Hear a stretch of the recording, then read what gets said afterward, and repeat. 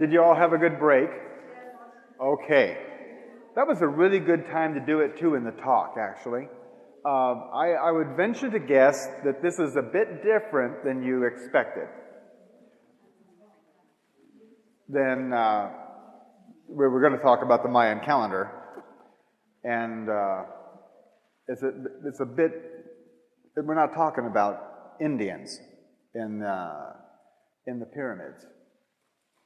You know, we're talking about what is going on in our lives today and what's going to happen tomorrow. And we're going to go into, from this point on, how to resolve the situation that we've discovered. Okay? And how you can take this out to your friends and neighbors and help them to resolve it too. Because you want to have some company, don't you? So we've got this situation, and I think it's registering on you, isn't it? So now, it's pretty evident that we are all going to be going completely out of our minds.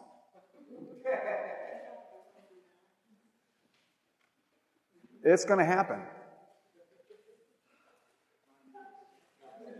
So we might as well go ahead and look at what's out there, outside of your mind. What's out there is your intuition.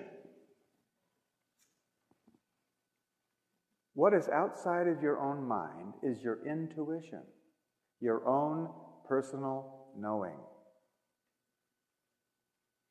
your own personal power.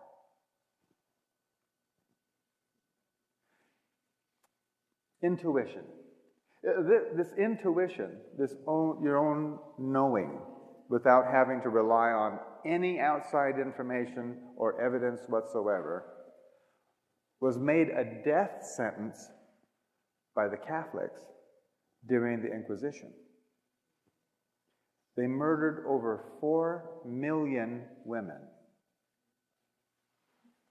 for having intuition. Yes? Just for the record, I'd like to say that there was a news story came over the media within, I think, about the last week, where the Pope was asking for forgiveness what the Catholic Church had done during the Inquisition. Well, should we go ahead and forgive him? I think so. I don't even know where all the bodies are buried. Where the what?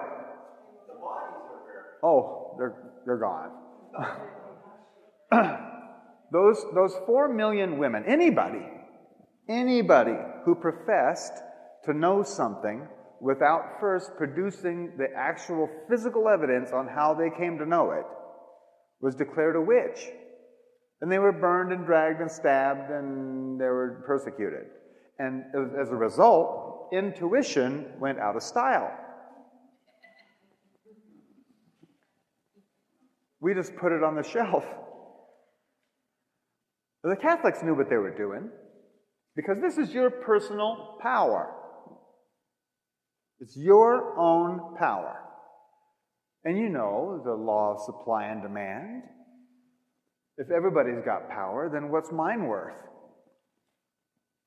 If nobody's got power and I've got it, mine's worth a whole lot more. And that's what they were doing to everybody. And that caught on and has been brought forward to the situation we're in right now.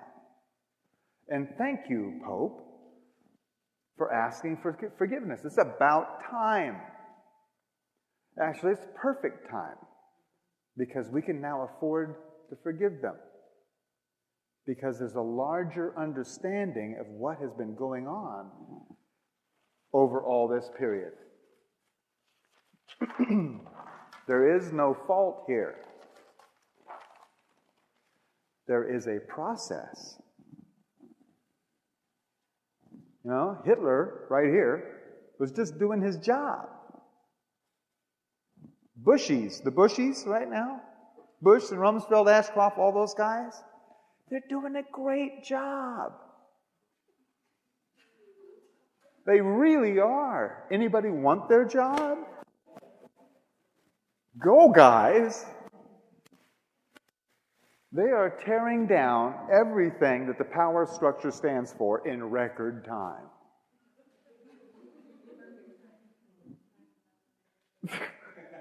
Go, guys!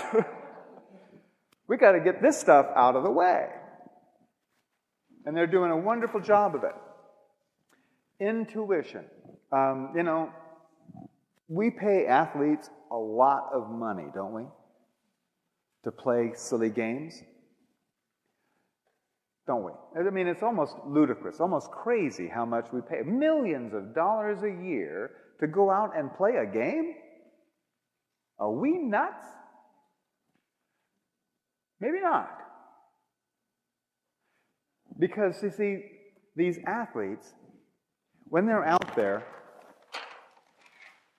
under very stressful conditions, I mean, playing for a national championship with all kinds of money in your next year's career on the line, plus endorsements and all that, and under tremendous stress, instead of going into the fight or flight syndrome, which would have them kicked off the court or off the team, instead of doing that, these guys routinely go into the zone.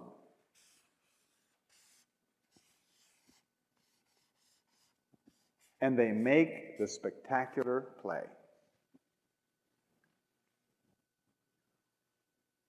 Under tremendous stress, with everything happening all at once, they just go step back, see and know everything about the moment. Have you read any of those interviews with the quarterbacks or the hockey players who see the play in slow motion? Have you heard about that? That's how they stay in the game. By being in the zone. Riding their intuition. There is no time to think about it. If you think about it, you've lost. When a quarterback starts thinking about the game, he's second string, third string, and out there making commercials. Being in the zone, being in their intuition, is why we pay them the money. Because they're doing something that we know is vitally important, something that we admire. We admire it. That's why we pay for it. Those clothes that you're wearing, I'll bet at some time or another, you bought them.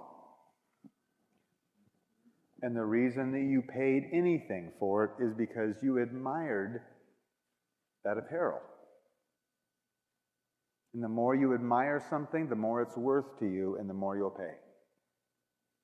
And that's really the basis of all exchange.